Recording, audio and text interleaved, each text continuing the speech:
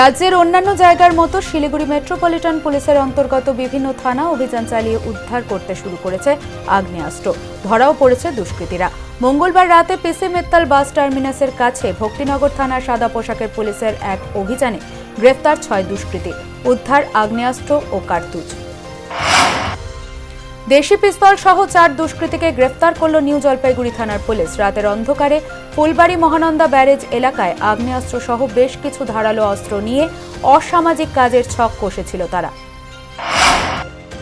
মাদক হাত বদল করতে এসেছিল এক ব্যক্তি। ক্রেতাদের সঙ্গে হাত বদলের সময় দাম দর নিয়ে বচসা বাঁধতেই ছুটে আসে স্থানীয় বাসিন্দারা। লক্ষাধিক টাকার মাদক সহ অভিযুক্তকে আটক করে পুলিশের হাতে তুলে দেয় তারা। ঘটনাটি ঘটেছে নেপাল সীমান্তের পানি ট্যাঙ্কি সংলগ্ন গগারুজোত এলাকায়।